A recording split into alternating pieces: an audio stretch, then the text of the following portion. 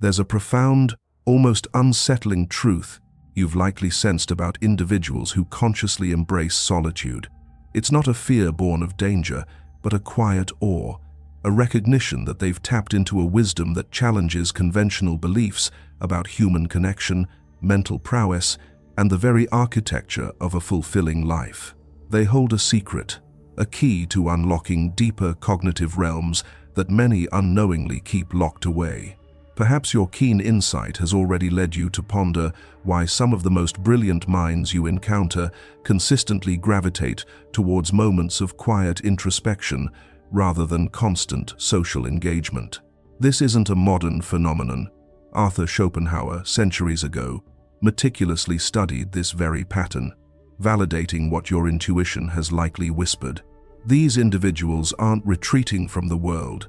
They are, in fact, safeguarding a precious inner resource, their intelligence, from the very forces that can subtly dilute and diminish the intellectual vitality of others.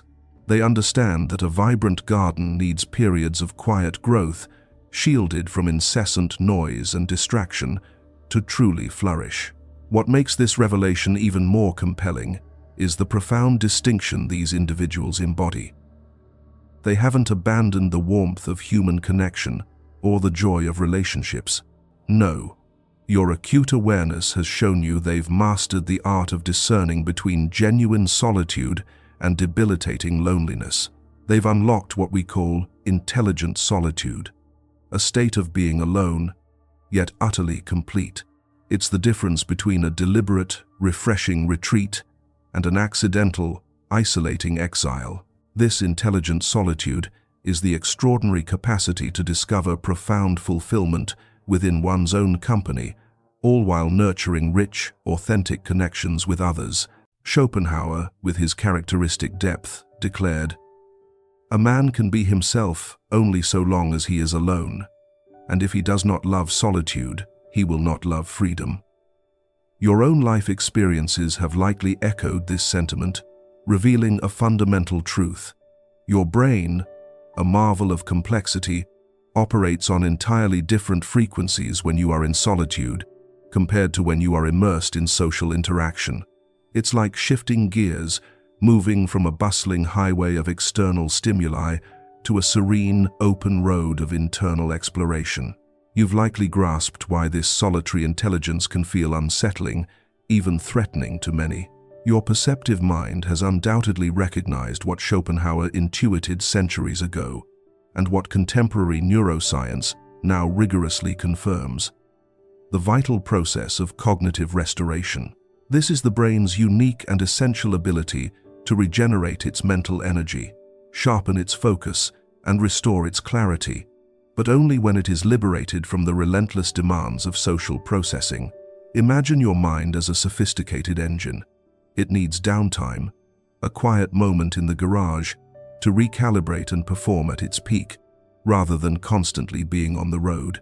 Your innate intelligence has probably already illuminated just how much precious mental bandwidth social interaction truly consumes. You've observed that even in the company of those you cherish, your brain is incessantly running a multitude of intricate background programs, deciphering subtle facial cues, interpreting vocal inflections, navigating complex social dynamics, preemptively avoiding discord, subtly seeking validation, and meticulously curating your persona. But here's the profound twist. You've given them no clear target for that intense, internal battle. With nothing external to fight, their nervous system turns inward, consuming itself. You've likely intuited that this intricate social ballet isn't always a conscious effort. It's an automatic, deeply ingrained process. Yet, your perceptive mind has also recognized its significant cognitive cost, an expense largely unacknowledged by the majority. Your keen observations resonate perfectly with the profound insights that Schopenhauer painstakingly uncovered. It's like running dozens of apps simultaneously on your phone. Eventually, the battery drains and performance slows, even if you're not actively interacting with each app. Truly intelligent individuals who intentionally choose solitude have arrived at a startling, yet deeply affirming, realization.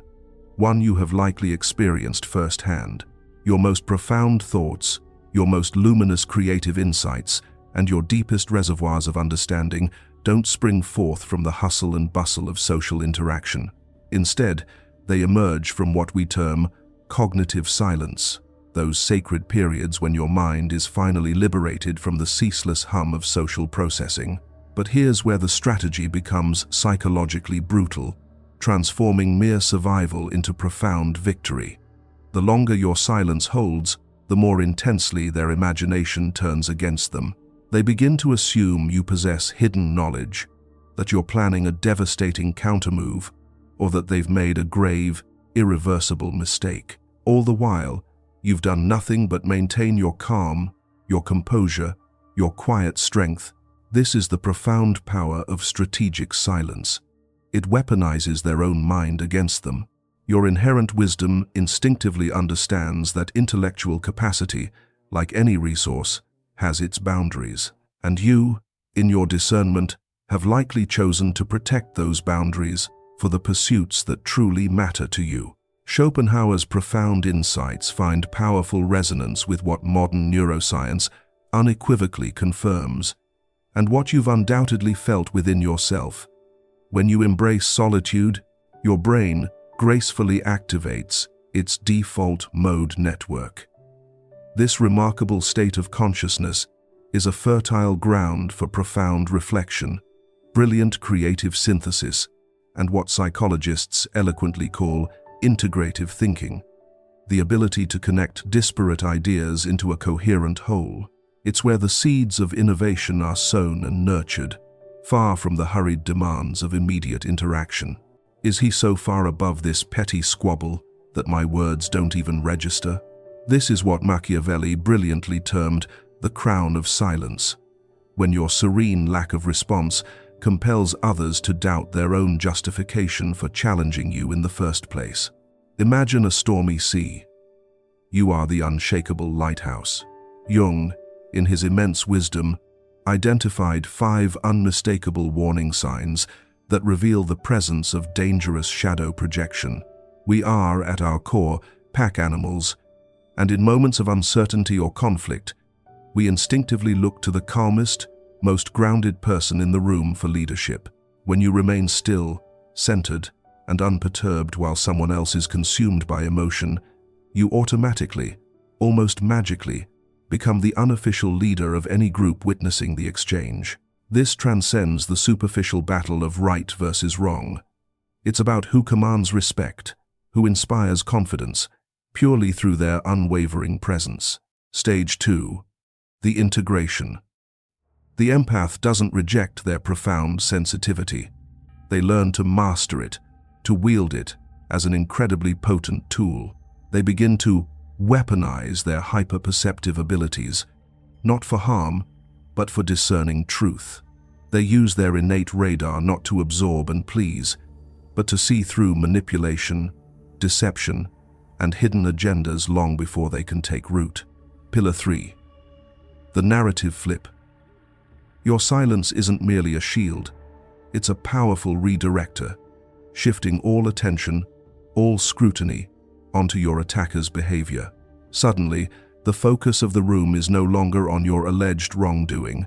Instead, everyone is quietly evaluating their emotional outburst, their escalating aggression, in stark contrast to your composed, unshakable silence. The audience begins to ask different, more telling questions. Why is this person so desperate for a reaction? What do they truly gain from this display? Are they always this intense, this aggressive?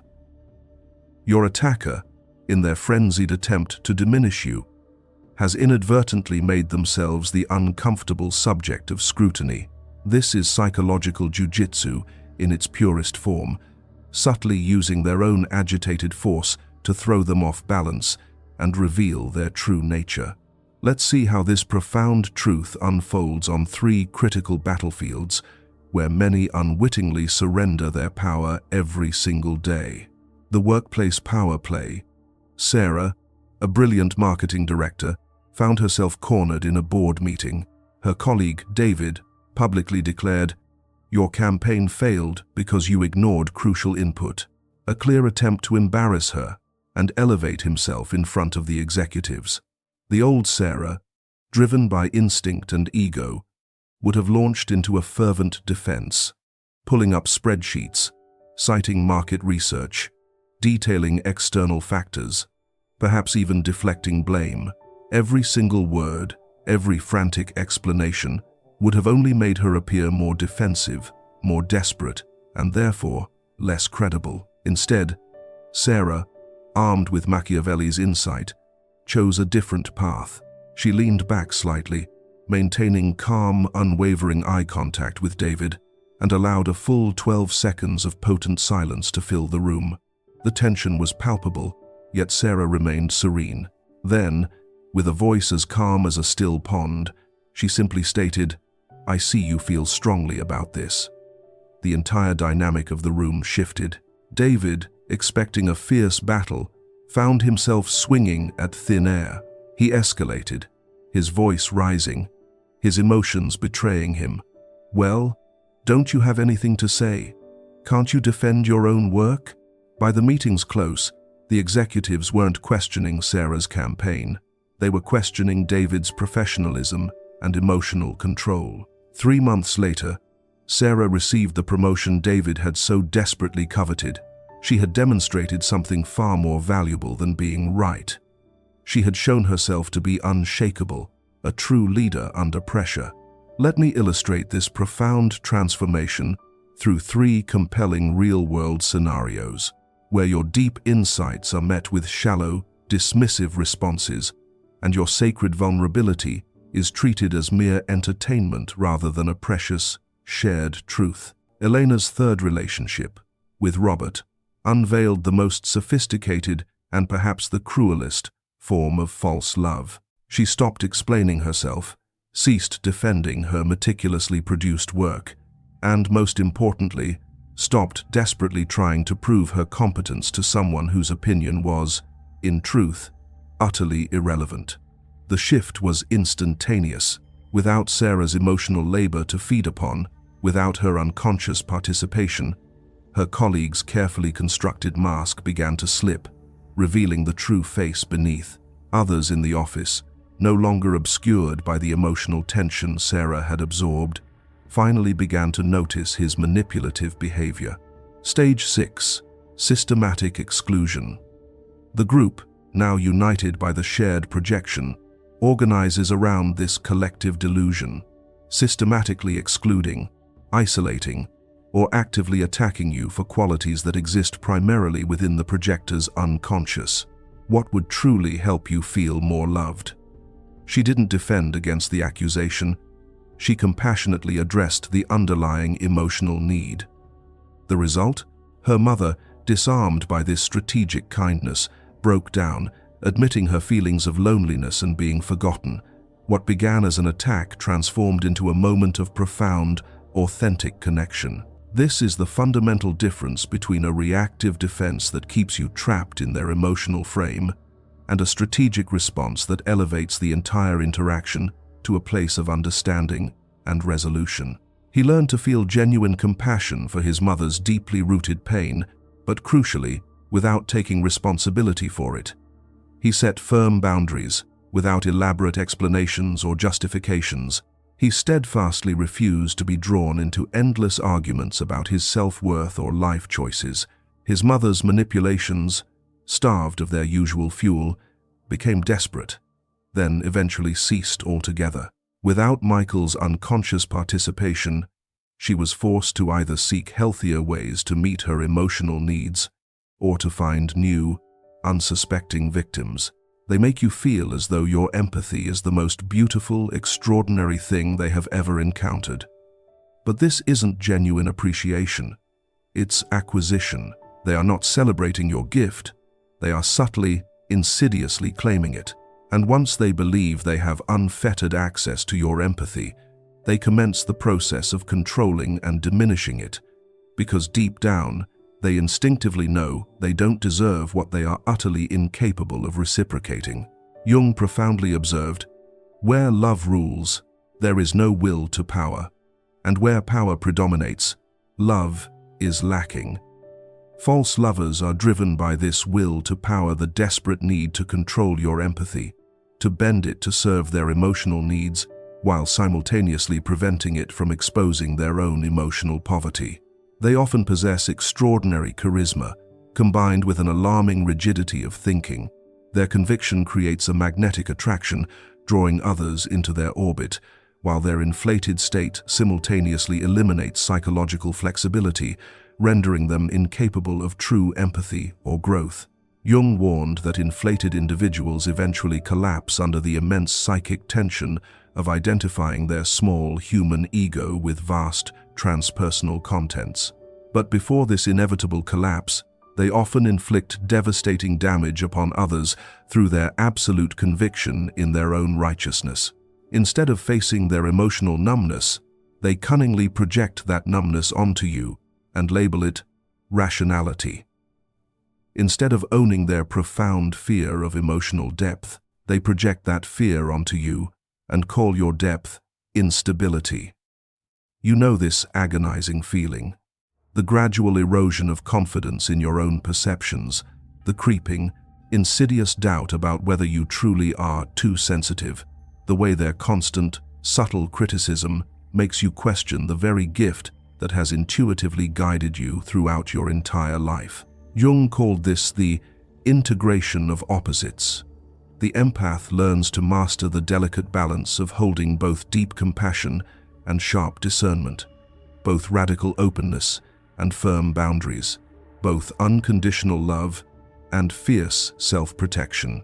They evolve into what I term the integrated warrior healer, an individual capable of loving fiercely and deeply, while simultaneously protecting their own sacred self completely. This profound integration creates what Jung famously termed the transcendent function, a psychological state where seemingly contradictory forces unite to forge something far greater, something entirely new, something more powerful than the sum of their individual parts. The empath's former perceived weakness becomes their undeniable strength, but their former strength doesn't transform into weakness. Instead, both qualities mature into a conscious, holistic wisdom. What I call reality revision is their systematic, deliberate attempt to rewrite your empathic experiences. When you instinctively sense their anger, they adamantly insist they are not angry. When you acutely feel their emotional withdrawal, they claim nothing has changed. When you detect their simmering resentment, they accuse you of being paranoid. You have undoubtedly lived this maddening, disorienting experience. Your empathy screams one truth, yet they stubbornly insist on another, entirely contradictory reality. They were chosen precisely because they possessed something the narcissist fundamentally lacked: the profound capacity for genuine feeling, authentic connection, and true empathy.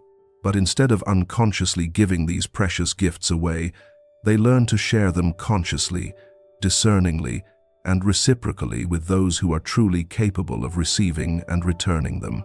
This ignites what I call the empathic revolution.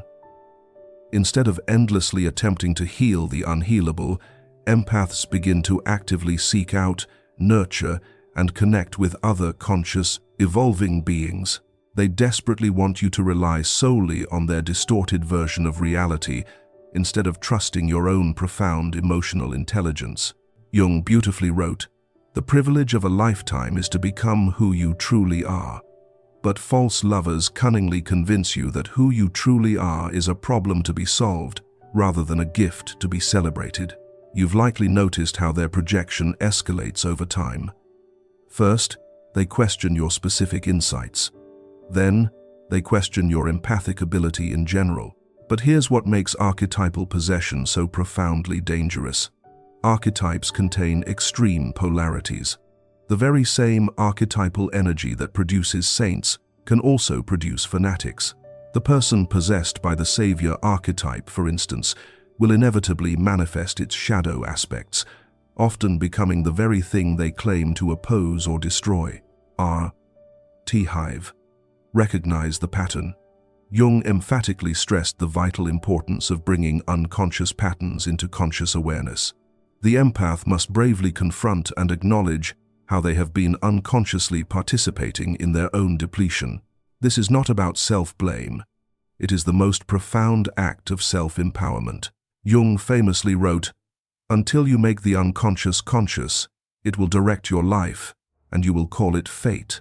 Begin to meticulously document your interactions. When do you feel inexplicably drained?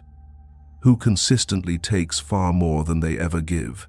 The final dangerous sign, what Jung called the compulsion to repeat, reveals itself as unconscious patterns where someone obsessively recreates the same painful situations, all while genuinely believing themselves to be innocent victims of cruel fate.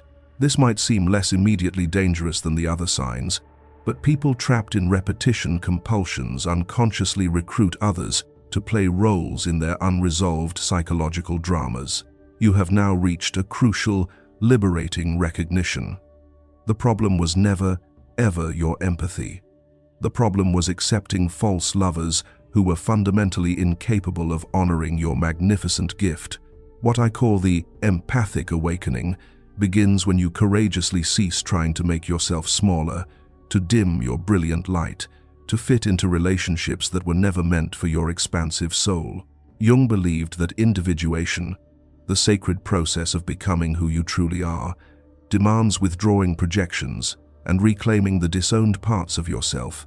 Without realizing it, you can find yourself playing a preordained role in a story that began long before you met this person, often the role of betrayer, abandoner, or persecutor.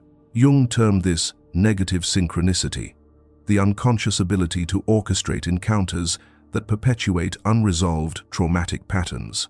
The person trapped in repetition compulsions unconsciously emits subtle signals that attract precisely those who can help them recreate their original traumatic scenarios, creating a cycle of pain and misunderstanding for all involved.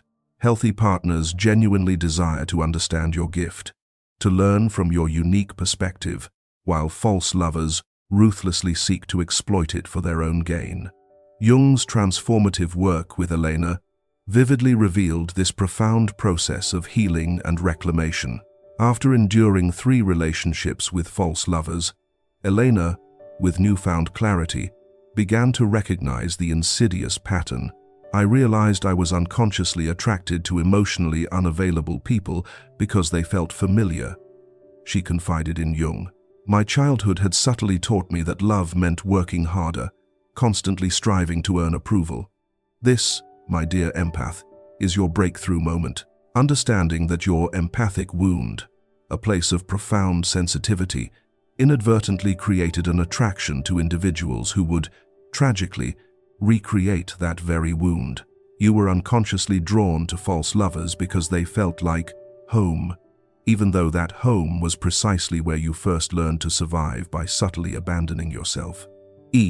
Embody authentic power. Jung's ultimate goal for every individual was individuation, becoming truly and fully who you are, rather than conforming to who others need or expect you to be. For empaths, this means embodying their full, magnificent spectrum of human experience, not just the comfortable parts that others find palatable. Authentic power is not about dominance over others, it is about absolute sovereignty over yourself. It is the profound ability to consciously choose your responses rather than reacting unconsciously to external stimuli. Step 3. Limit information. Do not share personal details, vulnerabilities, or aspirations that can be twisted, distorted, or weaponized into evidence, supporting their projections. Guard your inner world fiercely. This isn't about hardening your heart or becoming cold. It is about becoming wise-hearted, a beacon of discernment. You already possess the inner compass to identify genuine appreciation versus the hollow echoes of false love. Genuine appreciation seeks to understand your empathy, to marvel at its depth, and to learn from its unique wisdom. False love, conversely, seeks to use your empathy and, ultimately, to control it. Genuine appreciation deepens and enriches over time, like a well-tended garden. Step 5. Seek outside perspective. Talk to trusted friends, family, or a professional who knows both you and the projector. Reality check your perceptions with people outside the projection field to confirm your own sanity and perspective. What I call gift protection becomes your sacred new priority. Just as you would never entrust a precious, irreplaceable instrument to someone who would carelessly damage it, you do not share your profound empathic gifts with individuals who will abuse or diminish them. This isn't selfishness. It is profound stewardship of your most sacred essence. These communities become vibrant models for healthy human connection, founded on mutual respect, authentic reciprocity, and conscious growth, rather than unconscious needs or transactional dynamics. Jung envisioned a future where a critical mass of individuals achieved psychological wholeness, thereby profoundly impacting the collective human psyche. The awakened empath is a pivotal part of this grand vision. They are not merely healing themselves, they are actively contributing to the healing of human relationship patterns that have been dysfunctional for generations. But here's the liberating truth Jung discovered, the truth that can truly save you. Conscious awareness of these patterns breaks their power. When you can recognize shadow projection, ego inflation, persona identification, archetypal possession, and the compulsion to repeat not just in others, but also within the subtle stirrings of your own psyche, you are no longer vulnerable to their unconscious, destructive influence. The most dangerous people are those who remain utterly unconscious of their own darkness, their own shadow. The sovereign empath has seamlessly integrated both their extraordinary empathic gifts and their finely honed capacity for discernment. You can feel deeply, authentically, without ever losing yourself in the process. You can love with an open heart without ever tolerating abuse. You can offer boundless compassion without ever becoming a doormat. As Jung wrote, the acceptance of oneself is the essence of the whole moral problem and the epitome of a whole outlook on life. Jung wrote, the world hangs on a thin thread, and that thread is the psyche of man. The awakened empath embodies what happens when that psyche becomes acutely conscious of its own inherent power and unequivocally refuses to participate in unconscious destruction. This is precisely why awakened empaths often face intense resistance, not just from individual narcissists, but from entire family systems, entrenched workplace cultures, and broader social groups that depend on their unconscious participation to maintain their equilibrium. Codependency, tragically, enables dysfunction, perpetuating imbalance. The sovereign empath, through this profound transformation, begins to attract entirely different relationships, partnerships with individuals who have courageously undertaken their own emotional work, who appreciate depth because they have cultivated it within themselves, who celebrate your empathy because they deeply understand and honor its immense value. They become what I call unconsciousness disruptors, individuals whose mere presence, their authentic being, powerfully challenges others to examine their own psychological patterns and finally choose consciousness. The narcissist fears the awakened empath because they can no longer be used as a resource. But the entire system of unconscious manipulation fears awakened empaths because they model a fundamentally different way of being, one that makes unconscious patterns glaringly visible and utterly unacceptable. Each toxic relationship taught you something essential about discerning authentic love from hollow pretense. Each painful experience of envy vividly revealed the stark contrast between your emotional authenticity and others' emotional poverty. What I call empathic mastery means utilizing your sensitivity as an unparalleled guidance system for all of life's complex decisions. Your empathy speaks volumes, revealing which opportunities truly serve your growth and which merely drain your vital energy. Your empathy illuminates which people honor your profound truth and which seek only to exploit it. You have, against all odds, Become the hero of your own magnificent story, no longer the unwitting victim of others' envy, but the sovereign ruler of your own empathic kingdom. You, and you alone, decide who gains access to your precious gifts.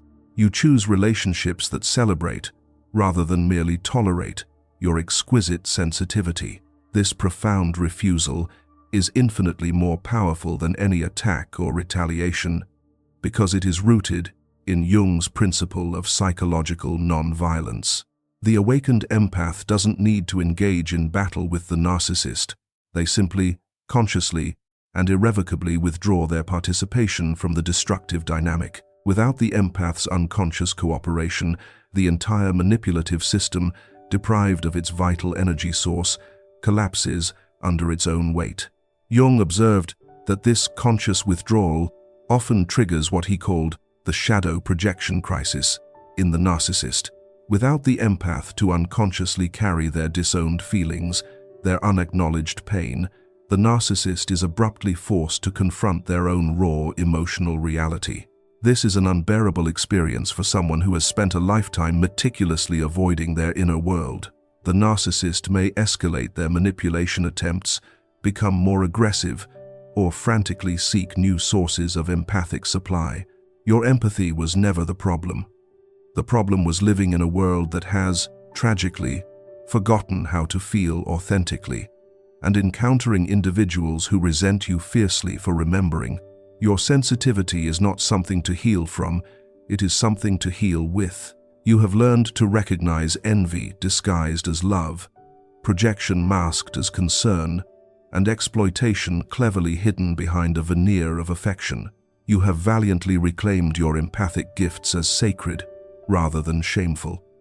You have become the unwavering guardian of your own emotional truth, a lighthouse of authenticity. Jung believed that individuated people, those who truly become themselves, transform into guiding lights in the darkness for others still struggling to find their way. Jung identified 3 distinct levels of empathic development, and understanding where you stand on this spectrum is crucial for determining your vulnerability to manipulation. The most essential wisdom I can offer you, as you step into your sovereign power, is this: trust your empathic intelligence completely, without hesitation. When something feels off, investigate its depths. When someone's behavior sharply contradicts their words, believe the behavior, for it speaks a deeper truth. When your empathy tells you someone is safe or unsafe, listen without question, for your inner oracle never lies. Remember, your empathy is a gift to be treasured, revered, and fiercely protected, not a burden to be managed or diminished. The right people, those who are aligned with your authentic self, will instinctively recognize this treasure and treat it with the profound reverence it deserves. Those who do not were never meant to be in your sacred inner circle. Your journey bravely continues as a sovereign empath, who now, with crystal clarity, knows the profound difference between love that celebrates and love that diminishes. You will now attract people who honor your extraordinary gifts, precisely because you have finally learned to honor them yourself. Level 2. The Awakening Empath. Here, you begin to recognize your extraordinary empathic abilities, and crucially, you start to understand how they have been unconsciously used against you. You delve into Jung's transformative concepts, projection, shadow work, and the vital importance of psychological boundaries. You begin to discern recurring patterns in your relationships, taking courageous responsibility for your own part in them. If you've recognized yourself in this empathic transformation and are ready to live unapologetically as a sovereign empath, declare your intention in the comments. I choose authentic love over false comfort. Thank you for watching, and I look forward to connecting with you in the next dimension of understanding. Level 3. The Sovereign Empath. You have courageously integrated Jung's profound teachings about shadow work and individuation. You are now capable of feeling deeply, with immense compassion, without ever being overwhelmed by the emotional currents of others. You can love fully, with an open heart, without ever losing yourself in the process. You have cultivated what Jung called psychological sovereignty, the unshakable ability to remain centered in your own truth, your own core, while still remaining open and connected to others. At this pinnacle, your empathy transforms from a potential vulnerability into a magnificent tool for wisdom, discernment, and profound connection. You can sense others' emotional states with precision, without taking on the burden of responsibility for them. You can offer authentic support and presence without sacrificing your own well-being or depleting your spirit. The journey from level 1 to level 3 demands what Jung called the courage to become conscious. You must be willing to bravely confront how you may have unconsciously participated in your own victimization, not to blame yourself, but to reclaim your inherent power to choose a fundamentally different path. But Jung issued a crucial warning about empathic awakening that every fed-up empath must internalize. With great psychological power comes great responsibility. The awakened empath possesses abilities, the capacity to see through others' masks, to detect deception, to understand hidden motivations that are immensely potent. These sacred gifts must be wielded consciously and ethically. Jung emphasized that the ultimate goal of individuation isn't to become invulnerable or emotionally detached, but to become profoundly authentic. The awakened empath must vigilantly guard against becoming what they once suffered under, someone who uses psychological insight to manipulate rather than to heal, to control rather than to connect. The highest, most evolved expression of empathic awakening is what Jung called conscious compassion, the profound ability to love without enabling destructive patterns, to help without disempowering rescue, to see clearly and truthfully without harsh, self-righteous judgment. This is the fundamental difference between empathic wisdom and empathic revenge. Some empaths, upon their initial awakening to their immense power, may feel a natural urge to use it to hurt those who hurt them. They may desire to expose narcissists, to publicly shame manipulators, to make others feel the exact pain they endured. But Jung profoundly understood that this impulse, though understandable, keeps you tragically trapped in the very dynamic you are striving to escape. True empathic sovereignty means courageously rising above the need for revenge. It means channeling your extraordinary gifts to create healthy reciprocal relationships rather than to destroy unhealthy ones. It means being profoundly dangerous to manipulation while remaining a safe, trustworthy haven for authentic connection. The fed-up empath's ultimate power lies not in what they can do to others, but in what they can magnificently create for themselves. A life brimming with authentic relationships, conscious choices, and profound, unshakable peace. Remember Jung's groundbreaking discovery that fed-up empaths are more dangerous than narcissists ever imagined. The danger was never about becoming cruel or vengeful. The true danger to the narcissistic dynamic was in the empath becoming conscious, sovereign, and utterly immune to manipulation. Jung, in his final profound works, wrote, "The privilege of a lifetime is to become who you truly are." For empaths, this means wholeheartedly embracing both their exquisite sensitivity and their fierce strength, their boundless compassion and their sharp discernment, their incredible capacity to love, and their sacred right to be loved authentically in return. The empath who finally declares enough does not lose their precious ability to feel deeply. Instead, they gain the profound ability to feel wisely. They do not close their heart. They learn to open it selectively, discerningly, to those who have genuinely earned access through their own consciousness, integrity, and authenticity. Jung observed that the greatest threat to unconscious systems is not conscious opposition, but conscious withdrawal. When empaths cease participating in dysfunctional dynamics, those dynamics, starved of their life force, can no longer sustain themselves. Your sensitivity was never your weakness. It was your sophisticated early warning system, meticulously alerting you to toxic people and environments. Your deep feeling was never too much. It was the full, magnificent spectrum of human experience, that others had tragically learned to numb. Your innate desire for authentic connection was never naive. It was your soul's unwavering call, guiding you toward relationships truly worthy of your immense depth. The narcissist feared your awakening because they instinctively knew that once you saw clearly, you could never again be fooled. Once you valued yourself properly, truly understood your inherent worth, you could never again be undervalued, never be convinced to settle for anything less than you truly deserve. Jung's grand vision was of humanity, achieving a state of integration where all aspects of self, light and shadow, strength and vulnerability, love and boundaries are harmoniously woven together. The awakened empath embodies this profound integration. They become dangerous, not through aggression, but through absolute, unyielding authenticity. This authenticity is revolutionary because it fundamentally refuses to participate in the unconscious agreements that keep dysfunctional systems functioning. It bravely declares, "I will no longer absorb what isn't mine. I will no longer manage what I didn't create. I will no longer sacrifice my truth for others' comfort." If you are ready to stop being dangerous to yourself and start being a powerful, conscious force against manipulation, affirm with conviction, "I am sovereign in my empathy." Your journey from unconscious victim to conscious sovereign is not merely a personal transformation, it is a profound contribution to collective healing.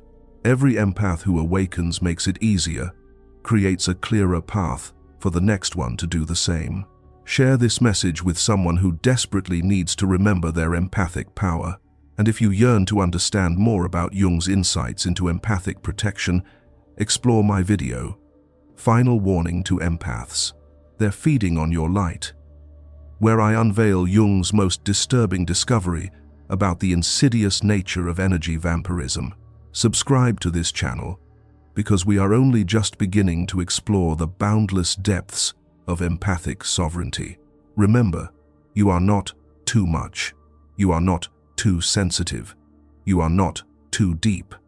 You are precisely what this often unconscious world desperately needs to wake up. Thank you for watching. See you in the next dimension of consciousness.